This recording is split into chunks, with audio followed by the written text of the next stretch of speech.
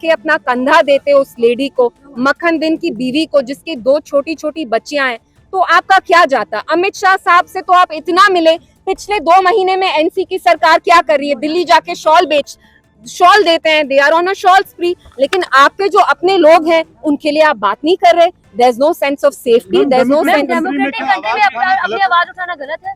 देखिए, मैं आपको सच में बताऊं, पिछले 24 आवर्स में मुझे इतना स्ट्रेस हुआ है, मैंने कुछ 600 किलोमीटर ट्रैवल किया, और मैं सच बताऊं, जब मेरी गाड़ी निकली श्रीनगर से, मुझे पुलिस वालों से डर था, क्योंकि मुझे ऐसा महसूस दिलवाया जा रहा है जैसे मैं कुछ गलत कर रही हूँ। मैं क्या कह रही हूँ? मैं आप लोगों के सामने सच्चाई जाहिर कर रही हूँ। क्या ये कोई जुर्म है? आपको लगता है कि सच्चाई बताना? बिल्कुल, 2019 के बाद अगर आप सच्चाई का साथ देते हैं, आपको पनिश किया जाता है। मैम, पीडीपी मांग किया, जो कठुआ का केस हुआ, जो कि मक्खन दिन के साथ हुआ, जो पूरा जम्मू कश्मीर जानता है, आपने जुडिशियल इंक्वायरी की मांग की, क्या कहना? हमने जुडिशियल इंक्वायरी इसलिए उसकी मांग की है क्योंकि बिलावर के जो एसएचओ हैं, जिनका नाम जितेंद्र सिंह है, वो करप्ट हैं, उनके अगेंस्ट सीरियस एलिगेशंस हैं कि वो वहां एक एक्सटॉर्शन रैकेट चला रहे हैं। मिलिटेंट होना एक बहुत सीरियस चार्ज है। उनको अगर पैसे नहीं मिलते, वो इन लड़कों को टॉर्चर करके फेक मिलिटेंसी चार्जेस लगाते हैं। So we are demanding a judicial probe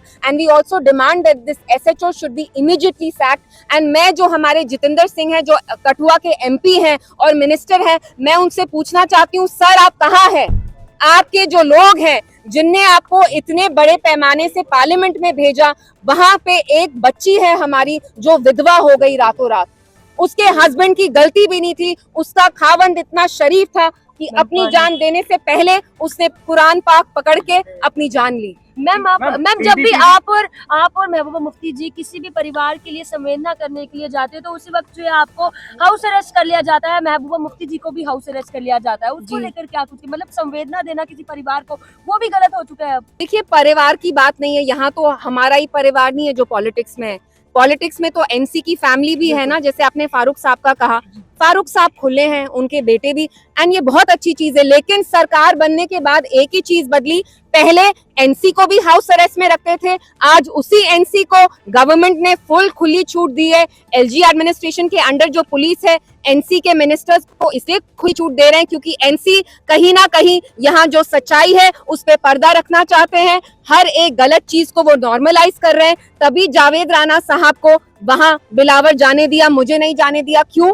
क्योंकि जब जावेद राणा साहब वहां से निकले, उनने अपनी जबान नहीं खोली, उनने अपना मुंह नहीं खोला, उनने मीडिया को ये नहीं बताया कि बिलावर में जो लोग हैं वो दहशत में रह रहे हैं, और ये दहशत कोई मिलिटेंट नहीं, वहां के एसएचओ जितेंद्र सिंह कर रहे हैं। आपको बार बार बोल रही हूँ, हमारे लिए हमारे लोगों की लाइफ, उनकी सिक्योरिटी, उनकी इज्जत सबसे ज्यादा इम्पोर्टेंट है। दिल्ली में क्या होता है, that does not concern me. A 25-year-old man, Makhan Din, committed suicide because he was injured grievously. He was tortured in police custody by the SHO of Bilawar, and that is our main concern. आपको रोका गया, जावेद राणा जी को नहीं रोका गया, तो ये किसकी तरफ दर्शाता है? ये तो जुगलबंदी है।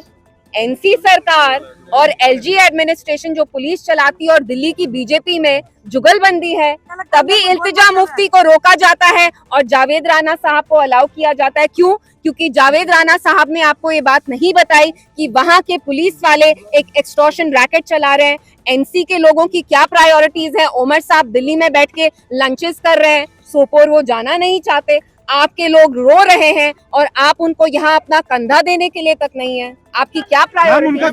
तो फिर मैं भी ट्वीट करके, रैशनलाइजेशन ऑफ रिजर्वेशन हो, 200 यूनिट इलेक्ट्रिसिटी हो, लेकिन सबसे पहले जान है तो जहान है। जब तक हमें जान नहीं है, जब हमारे छोटे लड़कों का खून बह रहा है, तो वो बाकी अपने मैनिफेस्टो के जो मंशूर के प्रोमिसेस थे क्या फुलफिल करेंगे?